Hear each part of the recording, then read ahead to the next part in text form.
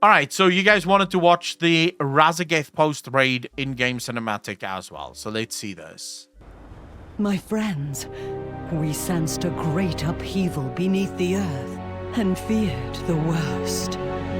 We barely survived. Raszageth is dead, but her kin have been freed. Yep, bad luck, boys. Nastormu? What is it? The Time Ways. They are chaotic, but still obscured.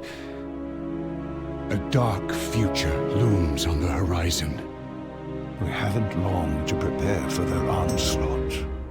Razageth's reckless haste cost her life, and they will not make that mistake again. They will regain their strength and choose their next moment carefully. Then we must take the fight to them. Strike before they are recovered. That will be difficult. Iridikron's mastery of the Earth will harbor them and keep them out of our reach. What is it about this Iridikron that vexes you so? Of the three that remain, Viranath and Farak were ever loyal to the Incarnate's ideals. But it was Iridikron who truly embraced the war. The last captured, and the most difficult to contain. At the end, he struck terrible bargains to keep their cause alive. What bargains? His violent desperation makes him dangerous. I believe the other incarnates never knew. Wait, bargains with who? He struck terrible bargains. Who do we know that likes bargains, chat? Who do we know? I wonder. Who do we know? We know someone that loves a good bargain. No. My people. My queen. This is my fault? No! No! No! No! This was not the deal I made!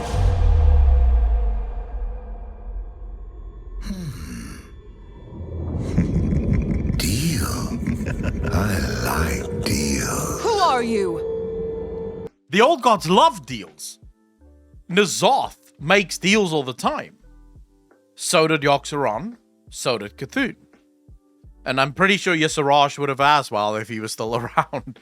But they like deals. They like bargains. It's interesting that she says here, he made terrible bargains. But with whom? Who could have been around back then that he could have struck bargains with? That would have been anywhere near the power level.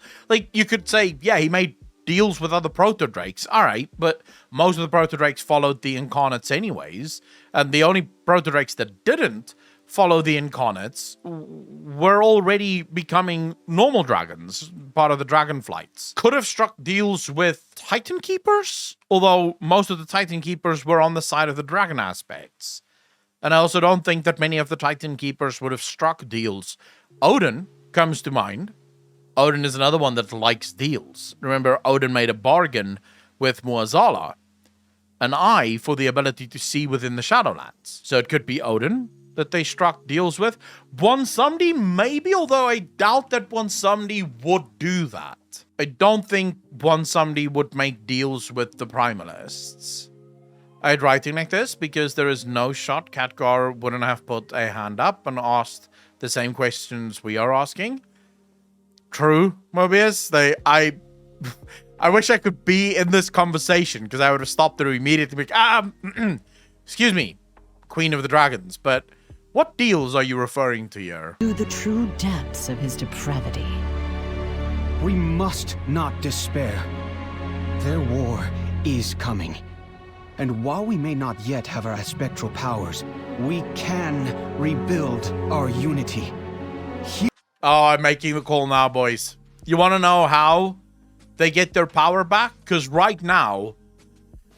So, a little bit of backstory is required here. The dragon aspects have a fundamental rule. When Azeroth is in danger, they come together in order to save Azeroth. But when the Dragonflight is in danger, so any given Dragonflight, when they have problems, they have to deal with it themselves. The other the other flights do not interfere in each other's problems. It's your job to take care of your fucking problems. That's just how they've always done it.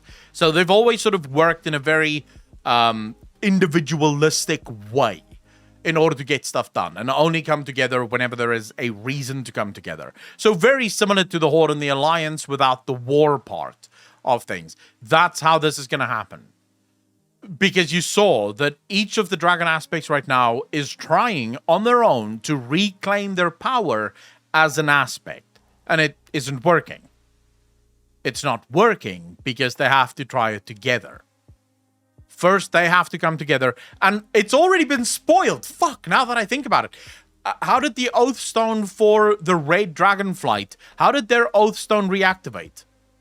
The second the Black Dragon eggs found their place inside inside their incubation part, that's when the Oathstone reactivated. So when all of the dragon aspects were back together in their natural breeding grounds, this is when things started back up again and the Oathstone got its power again. So yeah, the aspects, literally the only way that they're going to get their power back is by standing together. Melina, how you doing? Simping for female streamers had to draw you back to the dark side. Who's simping for female streamers, Abaddon? What are you talking about? But also, they can't come together at the moment because blacks don't have a leader aspect. So sadly, yes. The Black Dragonflight is still in a bit of an issue, shall we say. They still have some problems that they need to sort out. Fuck knows when that will happen, but hopefully soon. Heal the wounded flights. Embrace our allies. Only together do we stand any chance of victory. Together. Together. Yeah, there we go. They're coming together. They're going to become powers now. They're going to be superpowers now. Okay, listen to you. That's so interested. Thank you very much, Felina. I really appreciate that. I literally only followed Rage Doggle because I need streamers to watch when Echo has no power.